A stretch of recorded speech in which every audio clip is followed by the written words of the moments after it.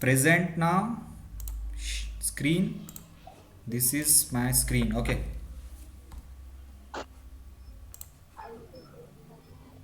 Screen दिख रही है क्या? हाँ जी सर, दिख रही। Okay, now I am going to share my PowerPoint. Voice clear है ना? हाँ जी sir. Okay, now I am going to share my slide. Okay, is title slide visible? Yes sir. Okay, now I am going to start. आप mic बंद कर सकते हो, अगर बीच में कुछ प्रॉब्लम आया तो बताना, ठीक है? हाँ जी sir, sure. Okay, okay. I'm going to start. This is our lecture number 8, Unit 5 Electronics. Okay. अभी लेक्चर नंबर 8 में स्टार्ट करने के बाद पहले जो हमने लास्ट लेक्चर में पढ़ा था आरसी कपल्ड एम्पलीफायर, उसको उसका एक पिक्चर दिखाने जा रहा हूँ। लास्ट लेक्चर में भी हमने वो कंस्ट्रक्शन पढ़े और आज शॉर्ट में वो कंस्ट्रक्शन दिखाने वाला हूँ मैं, ठीक है? तो लास्ट लेक्चर में हमने क्या पढ़े थे? RC coupled amplifier. ओके, सो कौन सा एम्पलीफायर पढ़े थे हमने? आरसी कपल्ड एम्पलीफायर, ठीक है? और उसका हमने क्या देखे थे? कंस्ट्रक्शन। तो कैसा था? इस तरीके से था आरसी कपल्ड एम्पलीफायर, जिसमें 8 रेसिस्टर, 5 कैपेसिटर और 2 ट्रांजिस्टर लगे हुए थे, ठीक है? तो 8 रेसिस्टर, ये 2 ट्रांजिस्टर हो गए, ठीक है? फिर 2 ट्रांजिस्टर के बेस टर्मिनल पे मैंने 2 रेसिस्टेंस लगा दिया था, R1 R2 इस वाले टर्मिनल पे। और ये ट्रांजिस्टर के बेस टर्मिनल्स पे फिर से 2 रेसिस्टेंस लगा दिया था, R3 R4। ये रेसिस्टेंस अरेंजमेंट को क्या बोलते हैं? रेसिस्टेंस अरेंजमेंट को बोलते हैं वोल्टेज डिवाइडर अरेंजमेंट। ये क्यों लगाते हैं? ये मैंने बताया था कि ट्रांजिस्टर को प्रॉपर बाइसिंग के लिए लगाते हैं और ट्रांजिस्टर को एक्टिव मोड में वर्क करने के लिए रेसिस्टर लगाए थे। लास्ट लेक्चर में मैंने सब बताया था। फिर क्या किए थे हमने? इमीटर के सीरीज में एक आरई रेसिस्टेंस, इमीटर रेसिस्टेंस लगाया था, इस ट्रांजिस्टर को भी और इस ट्रांजिस्टर को भी, दोनों ट्रांजिस्टर को। और आरई के अगेंस्ट में कैपेसिटर लगाया था पैरेलली, सीई लगाए थे, 2 कैपेसिटर लगाए थे। इसका यूज मैंने बताया था कि कैपेसिटर डीसी कंपोनेंट को ब्लॉक करता है और एसी कंपोनेंट को बाईपास करता है। इसको लो बाईपास कैपेसिटर भी बोलते हैं। और आरई इमिटर रेसिस्टेंस क्यों लगाते हैं? क्योंकि ट्रांजिस्टर का ऑपरेटिंग पॉइंट को स्टेबल रखने के लिए। ऑपरेटिंग पॉइंट स्टेबल क्यों रखना है? अगर ऑपरेटिंग पॉइंट शिफ्ट हुआ तो ट्रांजिस्टर प्रॉपरली वर्क नहीं करेगा, इसलिए हमको ऑपरेटिंग पॉइंट को स्टेबल रखना है। ट्रांजिस्टर के ऑपरेटिंग पॉइंट के स्टेबल रखने के लिए ये रेसिस्टेंस लगाते हैं, आरई 2 रेसिस्टेंस लगाते हैं, क्योंकि 2 ट्रांजिस्टर्स हैं और 2 ट्रांजिस्टर के अपने अपने ऑपरेटिंग पॉइंट होंगे, ठीक है? फिर हमने क्या किया था? ऊपर लोड रेसिस्टेंस लगाए थे कलेक्टर टर्मिनल के थ्रू, एक ट्रांजिस्टर और दोनों ट्रांजिस्टर को, RL1 और RL2। ये लोड रेसिस्टेंस क्यों लगाते हैं हम? क्योंकि हमको आउटपुट मेजर करना होता है कलेक्टर टर्मिनल पे, इसलिए हम क्या करते हैं? लोड रेसिस्टेंस लगाए थे। मैंने क्या किया? फिर हमने क्या किया था? ये दोनों ट्रांजिस्टर को कपलिंग कैपेसिटर के थ्रू जोड़ दिया था, ठीक है? कपलिंग कैपेसिटर के थ्रू कनेक्ट किया था। ये दोनों ट्रांजिस्टर को कपलिंग कैपेसिटर के थ्रू हमने कपल किया था, ठीक है? इसलिए इसको आरसी कपल्ड एम्पलीफायर बोलते हैं। और 2 स्टेज मतलब ये पहली स्टेज, ये दूसरी स्टेज। पहले ट्रांजिस्टर के साथ जो सर्किट है वो फर्स्ट स्टेज हो गई, सेकंड ट्रांजिस्टर के साथ जो सर्किट है उसको सेकंड स्टेज बोलेंगे, इस तरीके से। फिर इनपुट में फिर यहाँ पे भी कलेक्टर टर्मिनल को हम एक कपलिंग कैपेसिटर लगा दिया था, ठीक है? और फिर हमने इनपुट में एक इनपुट कैपेसिटर लगाया था, जो भी इनपुट एसी वोल्ट आ रहा है उसमें से एसी को पास करेगा, सीआई मतलब इनपुट कैपेसिटर, और डीसी कंपोनेंट्स को ब्लॉक करेगा। ये है इनपुट सर्किट। और ये ऊपर टर्मिनल को पूरा जोड़ दिया था और यहाँ पावर सप्लाई दिया था, वीसीसी मतलब पॉजिटिव डीसी पावर सप्लाई। और यहाँ पे हमने इस टर्मिनल के थ्रू आउटपुट मेजर किए थे। और इसके वर्किंग में क्या बताया था मैंने? वर्किंग में बताया था कि इनपुट में हम ये एसी सिग्नल देते हैं, ठीक है? तो फर्स्ट ट्रांजिस्टर के आउटपुट में एसी सिग्नल का एम्पलीट्यूड बढ़ जाता है थोड़ा सा, लेकिन आउट ऑफ फेज रहता है। ये देखो, ये ऊपर से नीचे, ये नीचे से ऊपर, ठीक है? ये साइकिल कहाँ से? नीचे से ऊपर। ये साइकिल कहाँ से थी? ऊपर से नीचे। तो यहाँ पे एम्पलीट्यूड थोड़ा बढ़ गया, लेकिन आउट ऑफ फेज मतलब उल्टी साइकिल, नीचे से ऊपर। यहाँ क्या था? ऊपर से नीचे। फिर यही सिग्नल फर्स्ट ट्रांजिस्टर के आउटपुट में हमें ये सिग्नल मिलता है, यही सिग्नल फिर हम सेकेंड ट्रांजिस्टर को भेजते हैं और सेकेंड ट्रांजिस्टर के इस आउटपुट टर्मिनल में हमें ये बड़ा करके सिग्नल मिलता है। ये फिर से इन फेज होता है ऊपर से नीचे, ठीक है? तो ये एम्पलीट्यूड बढ़ जाता है। इस तरीके से ये एम्पलीफिकेशन होता है 2 stage RC coupled amplifier fire में। ओके, इस तरीके से एम्पलीट्यूड का एम्पलीफिकेशन होता है सिग्नल का, एसी सिग्नल का। ये मैंने पढ़ाया था लास्ट लेक्चर में, अभी मैंने फिर से शॉर्ट में बताया। ध्यान रखो, ये सर्किट दिखने में कॉम्प्लिकेटेड है लेकिन बनाना इजी है। चीजें तुम्हें पता है, कंपोनेंट्स तुम्हें पता है। कंपोनेंट्स कितने लगेंगे? 8 रेसिस्टर्स, 5 कैपेसिटर और 2 ट्रांजिस्टर। और यहां से अगर मैंने यहां से ऐसी लाइन ड्रॉ किया तो ये जो पार्ट हो गया फर्स्ट स्टेज, और इधर वाला जो पार्ट होता है सेकंड स्टेज। ये फर्स्ट स्टेज होगी यहां से यहां तक, और ये सेकंड स्टेज। क्योंकि ये ट्रांजिस्टर के साथ जो सर्किट हो रहा है वही सर्किट इधर रिपीट हो रहा है, या यहां पर जो सर्किट है वही सेम सर्किट इधर रिपीट हो रहा है। तो ये फर्स्ट स्टेज, यहां से यहां तक फर्स्ट स्टेज, यहां से यहां तक सेकंड स्टेज। इसलिए इसको 2 स्टेज आरसी कपल्ड एम्पलीफायर बोलते हैं। ये चीज मैंने लास्ट लेक्चर में बताई थी, अभी शॉर्ट में बताया है। याद रखो, ये सर्किट कॉम्प्लिकेटेड दिखने में है लेकिन कंस्ट्रक्शन में कोई कॉम्प्लिकेटेड नहीं। स्टेप बाय स्टेप चीजें कंस्ट्रक्ट की तो इजीली ये सर्किट बन जाएगा। ओके, तो ये तो हुआ कंस्ट्रक्शन। आज हम क्या देखने वाले हैं? ये जो आरसी कपल्ड एम्पलीफायर है, ओके, तो इस आरसी कपल्ड एम्पलीफायर में वोल्टेज गेन जो होता है, वोल्टेज गेन मतलब output voltage upon input voltage, मतलब कितना वोल्टेज एम्पलीफाई हुआ। अगर मैं बोलूंगा मैंने दिया इनपुट में 5 वोल्ट और मुझे आउटपुट में मिल रहा है 25 वोल्ट, तो वोल्टेज गेन कितना हुआ? 25 डिवाइडेड बाय 5 वोल्ट।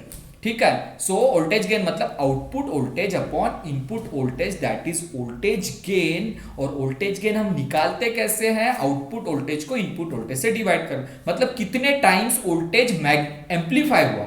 अगर पहले 5 वोल्ट था और आउटपुट में तुम्हें 25 वोल्ट मिल रहा है तो कितने टाइम्स मल्टीप्लाई हुआ? 5 टाइम्स। 5 into 5 25। तो वो कैसे निकला? 25 डिवाइडेड बाय 5 इज 5। अगर तुम्हारा इनपुट वोल्टेज 2 वोल्ट है, आउटपुट वोल्टेज 10 आ रहा है, तो कितने टाइम्स मल्टीप्लाई हुआ? 5 टाइम्स मल्टीप्लाई हुआ। 10 divided by 2 that is 5। 5 means voltage gain. ठीक है, तो अब हम देखेंगे आरसी कपल्ड एम्पलीफायर में वोल्टेज गेन जो होता है उसका ग्राफ कैसे दिखता है फ्रीक्वेंसी के साथ। So the graph between frequency end voltage gain, that is called frequency response of RC coupled amplifier, वो चीज हम देखने वाले हैं। ध्यान से देखो स्लाइड की तरफ। Okay, frequency response of RC coupled amplifier हम देखने वाले हैं। फ्रीक्वेंसी के साथ वोल्टेज गेन कैसे चेंज होता है आरसी कपल्ड एम्पलीफायर का, that we will see. The graph is very easy, just concentrate on it. You can draw this graph very easily. Okay, with closing your eyes we can draw this graph. Okay, so होश में रहने की जरूरत नहीं है, होश में नहीं भी रहे तो भी ये ग्राफ तुम ड्रॉ कर सकते हैं, वेरी इजी ग्राफ। ओके, सो हम जो ग्राफ पढ़ने वाले हैं वो ग्राफ क्या है? Frequency response of RC coupled amplifier. तो the graph between voltage gain and frequency, the graph between voltage gain against frequency called frequency response of RC coupled amplifier। voltage gain को हम symbolically AV, A suffix V से denote करते हैं, और frequency मतलब F, frequency का unit है hertz, voltage gain का यूनिटलेस है। ठीक है, क्योंकि वोल्ट अपॉन वोल्ट कैंसल हो जाता है। ठीक है, so the graph of voltage gain against frequency, we will plot this graph voltage gain against frequency for RC coupled amplifier। so देखो ग्राफ कैसे रहेगा, वेरी इजी ग्राफ, अंडरस्टैंड करो कैसे रहेगा ग्राफ। ये देखो, ये है x एक्सिस और ये है y एक्सिस। तो x एक्सिस पे है frequency, the unit of frequency is hertz. Okay, y axis पे है voltage gain, the symbol of voltage gain is AV। Okay, so x axis पे फ्रीक्वेंसी है, y एक्सिस पे वोल्टेज गेन है। Okay, सो graph कैसे दिखेगा? देखो, concentrate on slide. Graph is very easy, just focus on it. The graph you will see this type of graph. ऐसे लग रहा है कि पहाड़ चढ़ रहा हूं, बीच में कांस्टेंट है, फिर पहाड़ उतर रहा हूं। ठीक है, इस तरीके से यहां से अगर सपोज करो यहाँ कोई लड़का या कोई स्टूडेंट है, ऐसे चल रहा है, चढ़ रहा है, यहाँ पे कांस्टेंट हो गया, यहाँ से उतर रहा है। तो पहले चढ़ा, फिर फ्लैट हुआ, फिर उतरा, चढ़ा, कांस्टेंट हुआ, फिर उतर गया। इस तरीके से इजी वाला ग्राफ है। इस ग्राफ को अंडरस्टैंड करो, वेरी इजी ग्राफ। फ्रीक्वेंसी देखो, यहां से लो फ्रीक्वेंसी रेंज है। ठीक है, यहां पे फ्रीक्वेंसी कम है इस साइड में। ठीक है, और यहां फ्रीक्वेंसी ज्यादा है, ये एक्स एक्सिस है ना, along x axis frequency is increasing, okay, यहाँ पे फ्रीक्वेंसी लोअर, यहाँ पे मिडल और यहाँ पे इंक्रीज हो रही है। तो उसी तरीके से देखो, जैसे जैसे फ्रीक्वेंसी बढ़ रही है वैसे वैसे आदमी चढ़ रहा है, ग्राफ चढ़ रहा है, यहाँ पे आके कांस्टेंट हो गया, यहाँ पे एकदम फ्लैट हो गया। तो ये फ्रीक्वेंसी रेंज में एकदम फ्लैट हो गया। फिर जैसे फ्रीक्वेंसी इस पॉइंट के बाद फ्रीक्वेंसी बढ़ाई तो उतर रहा है, ठीक है, मतलब हाई फ्रीक्वेंसी रेंज में उतर रहा है वोल्टेज गेन। मतलब पहले वोल्टेज गेन चढ़ा, फिर वोल्टेज गेन कांस्टेंट मतलब फ्लैट, फिर वोल्टेज गेन डिक्रीज्ड, पहले चढ़ा फिर कांस्टेंट फिर उतरा, ठीक है। इस तरीके से ये ग्राफ है, चढ़ उतार वाला ग्राफ है, चढ़ गया, कांस्टेंट हुआ, फिर उतर गया, ठीक है। सो जिस रेंज में ये चढ़ रहा है ग्राफ, यहां से यहां तक, जहां यहां से यहां तक अगेंस्ट, मतलब अगेंस्ट द ग्रेविटी जा रहे हैं, मतलब चढ़ रहे हैं हम। अगर तुम किसी भी पहाड़ पे चढ़ते हो ऊपर की तरफ, so we are going against the gravity, gravitational force के अगेंस्ट जाते हो, फिजिक्स में तुमको पता होगा, ठीक है। और जब उतरते हो तो ग्रेविटेशनल फोर्स के साथ साथ उतरते हो, तो हमें उतरने में ज्यादा एनर्जी नहीं लगती जितना चढ़ने में लगती है। चढ़ने में क्यों लगती है? We are going against gravitational force, ठीक है। ये फंडा यहाँ पे ग्रेविटेशनल फोर्स का फंडा नहीं है, ये इलेक्ट्रॉनिक्स है। इसमें सिंपल एग्जांपल बताने के लिए तुम्हें ग्रेविटेशनल फोर्स का मैंने एग्जांपल दिया। बस यहाँ चढ़ने और उतारने वाला कॉन्सेप्ट है, बस इतना देखो। यहाँ से इस पॉइंट तक वोल्टेज गेन चढ़ रहा है, इस पॉइंट से इस पॉइंट तक वोल्टेज गेन कांस्टेंट हो रहा है, फ्लैट हो रहा है, इस पॉइंट से इस पॉइंट के वोल्टेज गेन कम हो रहा है, डिक्रीज हो रहा है। तो जिस रेंज में वोल्टेज गेन चढ़ता है उस रेंज को बोलते हैं लोअर फ्रीक्वेंसी रेंज या लो फ्रीक्वेंसी रेंज। तो लो फ्रीक्वेंसी रेंज मतलब यहां से यहां तक, मतलब लो फ्रीक्वेंसी रेंज मतलब ये 0 से शुरू हुआ और यहां तक। सो ग्राफ कहां से? यहां से ग्राफ चढ़ रहा है, it means voltage gain increasing up to this point. So this range is called low frequency range. इस पॉइंट के बाद वोल्टेज गेन ऑलमोस्ट कांस्टेंट हो रहा है, फ्लैट हो रहा है, और जिस रेंज में वोल्टेज गेन फ्लैट होता है उस रेंज को बोलते हैं मिड फ्रीक्वेंसी रेंज, मतलब मिडल वाली फ्रीक्वेंसी रेंज, मतलब बीच वाली frequency range. Okay, so voltage gain जहां फ्लैट हो रहा है वो है mid frequency range, voltage gain जहां तक इंक्रीज हो रहा है वो है लो फ्रीक्वेंसी रेंज, और आखिरी वाली रेंज क्या है? Voltage gain mid frequency range के बाद कम होता है, डिक्रीज होना शुरू होता है, तो मिड फ्रीक्वेंसी रेंज के बाद क्या है? High frequency range. So low frequency range में वोल्टेज गेन बढ़ रहा है, ठीक है, फ्रीक्वेंसी के साथ। With increasing frequency voltage gain increases in low frequency range. In mid frequency range the voltage gain remains almost flat, almost constant.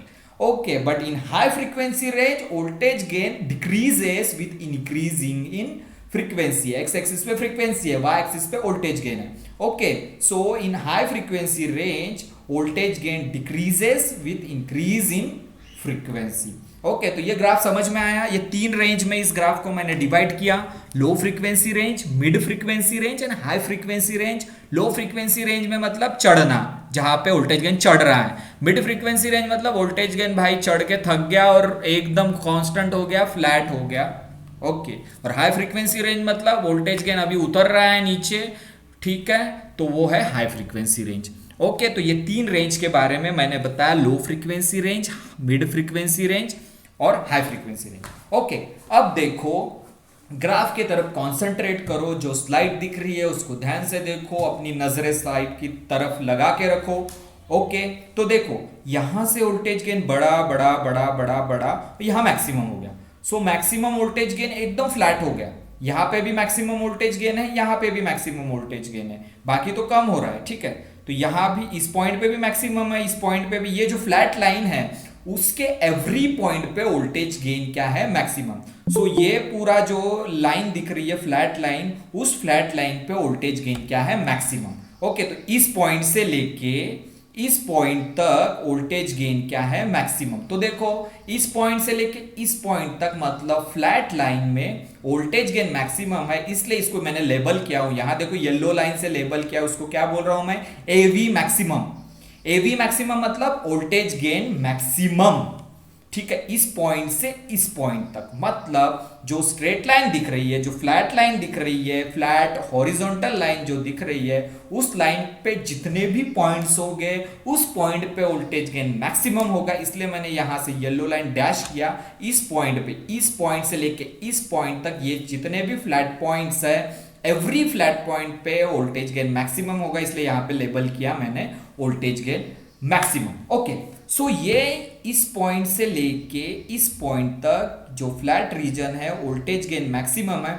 अब ये मैक्सिमम वोल्टेज गेन का, ये सपोज कर लो 100% वोल्टेज गेन है, मैक्सिमम वोल्टेज गेन है 100%। अब इसका 70% निकालो तुम, ये एवी मैक्सिमम क्या है 100%, इसका 70% यहाँ इतने में कोई पॉइंट आएगा, ठीक है, इसका 70% मतलब यहां कोई पॉइंट आएगा, और इसका 70% मतलब यहां एक पॉइंट आएगा, ठीक है, ये दोनों पॉइंट पे, मतलब लो फ्रीक्वेंसी कर्व और लो फ्रीक्वेंसी रेंज में भी यहां एक पॉइंट आएगा 70%, हाई फ्रीक्वेंसी रेंज में भी यहां एक पॉइंट आएगा 70%। सो एवी मैक्सिमम वैल्यू का 70, यहां पे एवी की मैक्सिमम वैल्यू है, इसका 70% यहां पे आएगा, ठीक है। सपोज करो इसका 70% इस पॉइंट पे आया, ठीक है, ये है 100% यहाँ पे एवी, इसका 70% यहाँ पॉइंट पे आया, यहाँ कट किया, ये है 100% इस पॉइंट पे भी, इसका 70% इस पॉइंट पे आया, तो यहाँ पे ये पॉइंट करस्पॉन्डिंग ये पॉइंट, ये दोनों पॉइंट पे 70% है एवी गेन। सो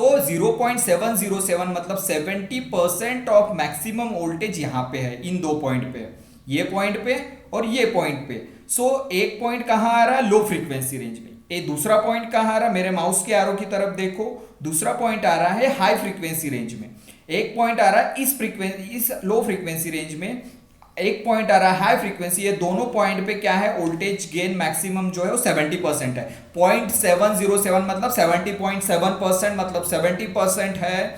इस पॉइंट पे भी वोल्टेज मैक्सिमम वोल्टेज गेन 70% है, इस पॉइंट पे भी मैक्सिमम वोल्टेज गेन 70% है। तो इस पॉइंट को क्या बोलेंगे, F1।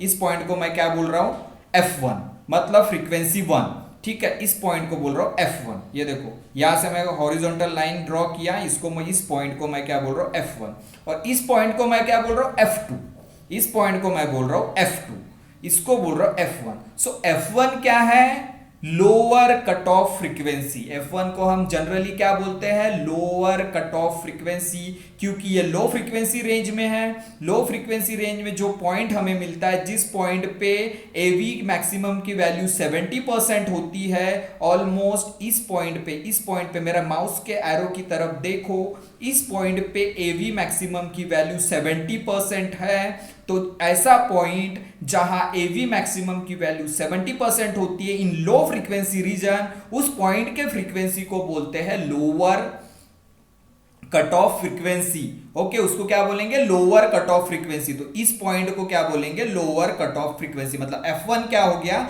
Lower cut off frequency, और F2 क्या हो गया, हायर कट ऑफ फ्रीक्वेंसी। उसी को हम बोलते हैं upper cut off frequency. Higher cut off frequency मतलब ऐसा पॉइंट जहां पे एवी की वैल्यू 70% होती है, लेकिन वो पॉइंट कहां आता है, हाई फ्रीक्वेंसी रेंज में आता है। So the point in high frequency range where the voltage gain is almost 70% of maximum voltage gain, that point or the frequency corresponds to that point is called upper cutoff frequency or higher cutoff frequency, and the point at which 70% of maximum voltage gain in low frequency range, the point comes in low frequency range and the point correspond to low frequency range, that is F1. F1 is called lower cutoff frequency, F2 is called higher or upper cutoff frequency, and the difference between F2 and F1 is called bandwidth.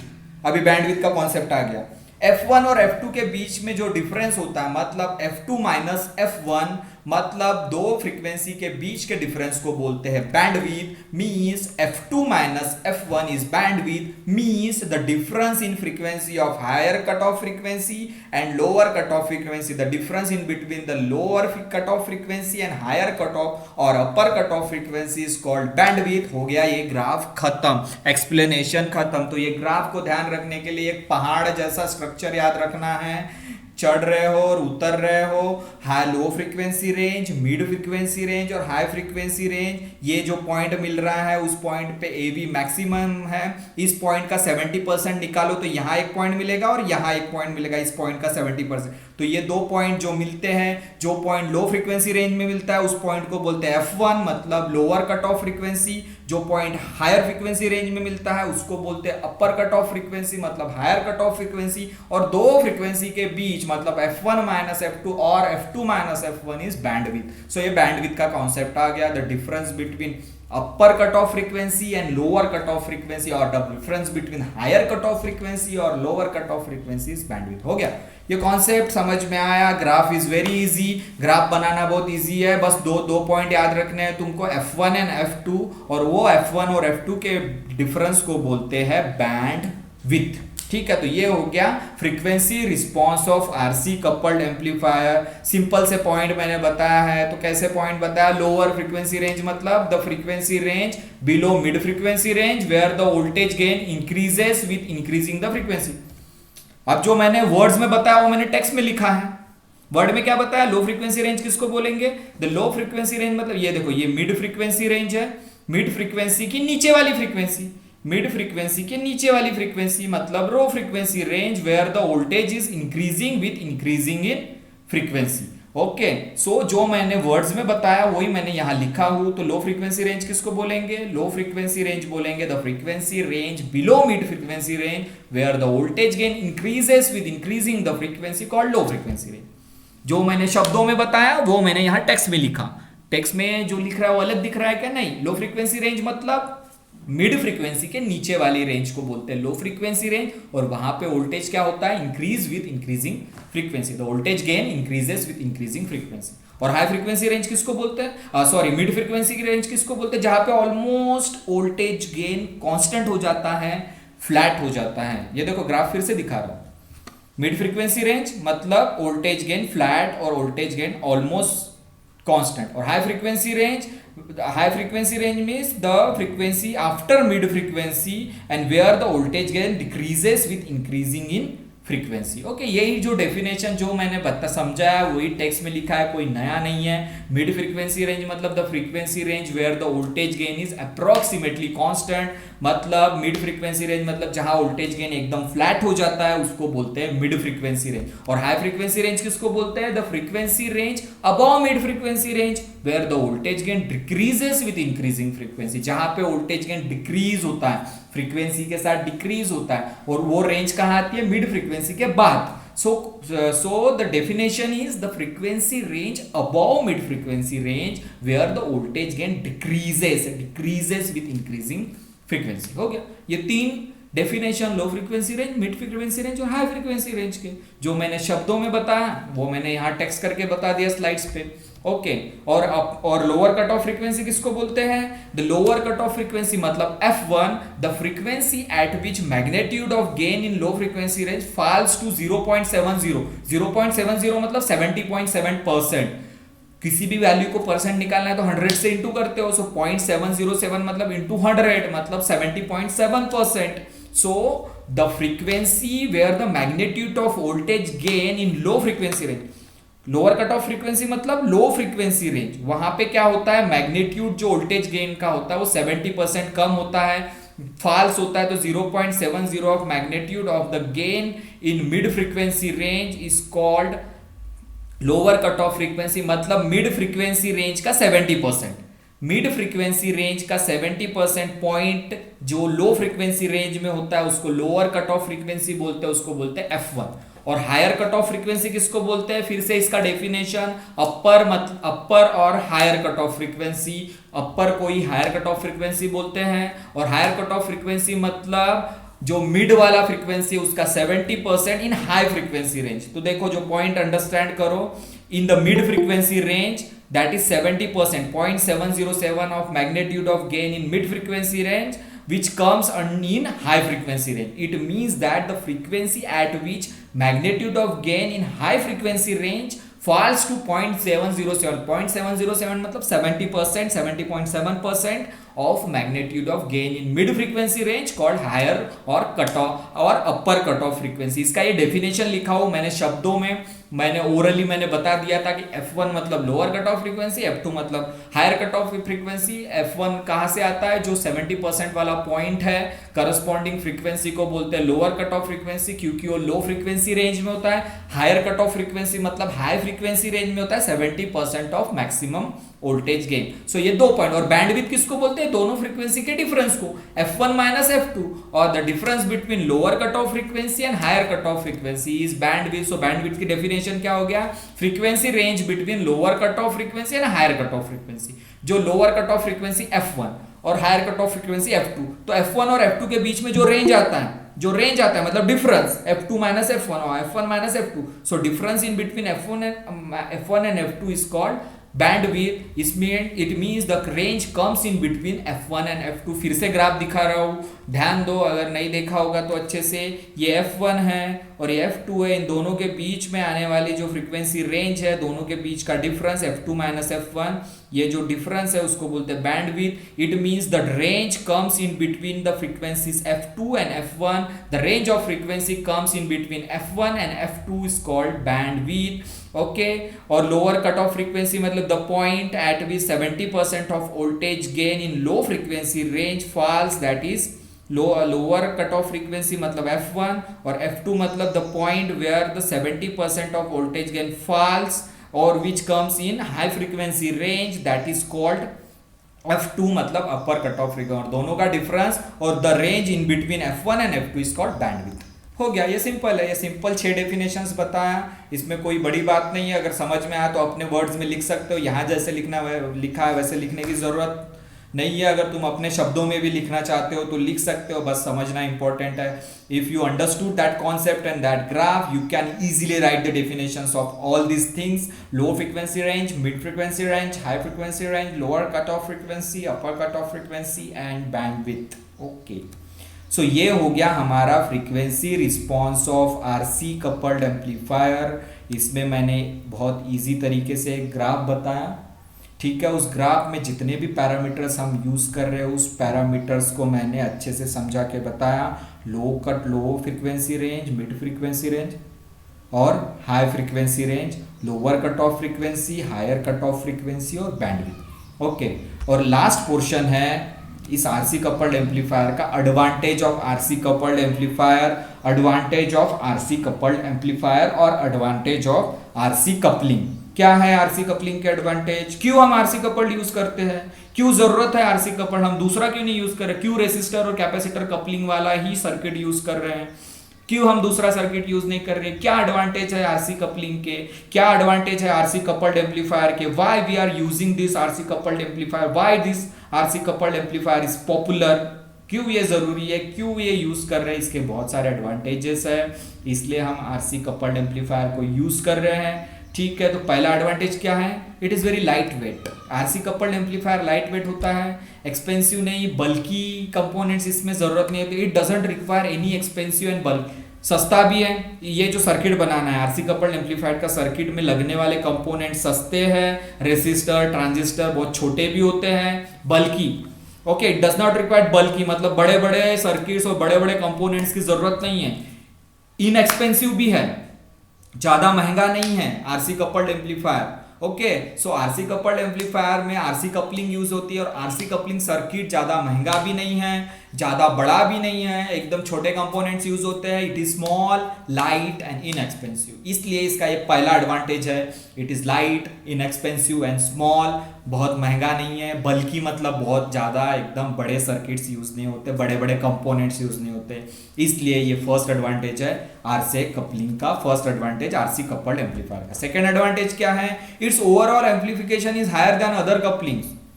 तुम बाकी के coupling देख रहे हो, LC coupling देखो, inductor capacitor coupling, तो बाकी जितने भी कपलिंग है उससे ज्यादा एम्पलीफिकेशन इस कपलिंग में मिलता है, RC coupling. Why RC coupling is popular, why RC coupled amplifier is popular, because we got और we all every time we get amplification is higher, यहाँ पे जितना एम्प्लीफिकेशन मिलता है ना वो किसी कपलिंग में नहीं मिलता है। एलसी कपलिंग में भी एम्प्लीफिकेशन इतना ज़्यादा नहीं होता जितना आरसी कपलिंग में एम्प्लीफिकेशन ज़्यादा होता है। जितना ज़्यादा हमें यहाँ पे जितना अच्छा आउटपुट मिलता है, ठीक है, क्वालिटी एम्प्लीफिकेशन होता है आरसी कपलिंग में, इसलिए आरसी कपलिंग का एडवांटेज है। So its overall amplification is higher than other couplings. बाकी सब कपलिंग एक जगह रखो, आरसी कपलिंग को एक जगह रखो, बाकी सब कपलिंग का एम्प्लीफिकेशन उतना ज़्यादा नहीं होता जितना आरसी कपलिंग का होता है।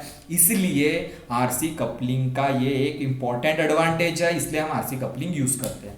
तीसरा पॉइंट क्या है? It has minimum possible non linear distortion. अभी हम 2-3 लेक्चर बाद डिस्टॉर्शन क्या होता है सर्किट्स में और नॉइस क्या होता है ये पढ़ेंगे।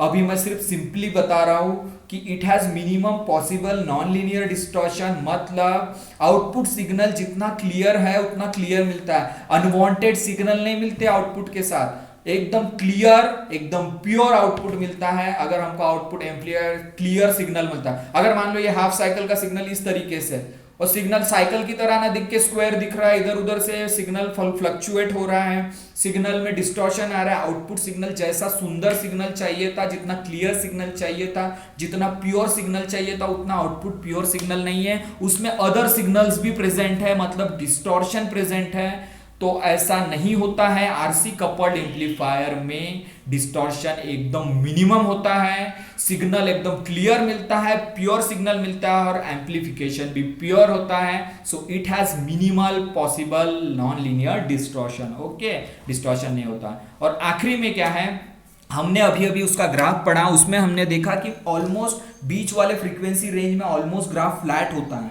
ठीक है, मतलब मैक्सिमम फ्रीक्वेंसी रेंज के लिए ग्राफ फ्लैट होता है। It means it is giving uniform amplification.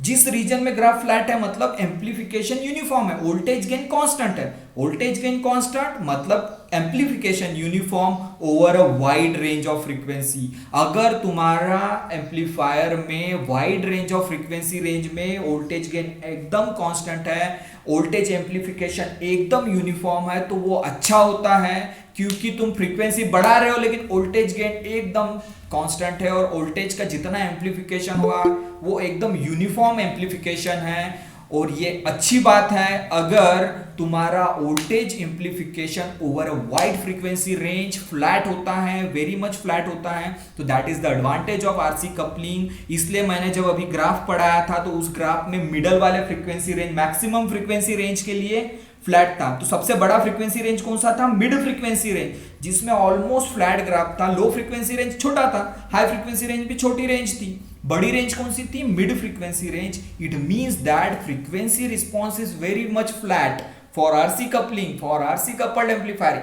It means that it is giving uniform voltage amplification over a wide range of frequency। ज्यादा फ्रीक्वेंसी रेंज के लिए मिड फ्रीक्वेंसी ज्यादा है, ठीक है। मैंने एक चीज नहीं बताई, वो फिर से वो चीज नहीं बताया, वो स्किप हो गई, तो मैं चीज बता रहा हूं। जो लो फ्रीक्वेंसी रेंज होती है 50 हर्ट्ज से कम होती है, जो हाई फ्रीक्वेंसी रेंज होती है 20 किलो हर्ट्ज से ज्यादा होती है, और जो मिड फ्रीक्वेंसी रेंज होती है वो 50 हर्ट्ज और 20 किलो हर्ट्ज के बीच में होती है। तो 50 हर्ट्ज और 20 किलो हर्ट्ज के बीच में कितनी सारी फ्रीक्वेंसी कवर होती है, ठीक है। 50 हर्ट्ज और 20 किलो हर्ट्ज के बीच में कितनी फ्रीक्वेंसी कवर होती है? ऑलमोस्ट 1950 हर्ट्ज वाली फ्रीक्वेंसी कवर होती है। इसका मतलब मिड फ्रीक्वेंसी रेंज मतलब ज्यादा फ्रीक्वेंसी के लिए जो हमारा voltage amplification, voltage gain constant रह रहा है, तो ये अच्छी बात है, क्योंकि फ्रीक्वेंसी तुम वेरी कर रहे हो तो एम्पलीफिकेशन में उतना फर्क नहीं पड़ रहा है, यूनिफॉर्म वोल्टेज एम्पलीफिकेशन मिल रहा है। So this is the advantage of RC coupling. So ये 4 एडवांटेजेस याद रखना है। चौथा एडवांटेज है कि वोल्टेज एम्पलीफिकेशन यूनिफॉर्म होता है। तीसरा एडवांटेज है कि डिस्टॉर्शन नहीं होता, सिग्नल एकदम क्लियर मिलता है, आउटपुट एम्पलीफाई होके मिलता है, वहाँ पे अनवांटेड सिग्नल नहीं रहते हैं, वहाँ पे डिस्टॉर्शन नहीं होता है। और जो एम्पलीफिकेशन होता है वो हायर मिलता है आरसी कपलिंग में than any other coupling. LC में भी उतना हायर नहीं मिलता है जितना आरसी में मिलता है।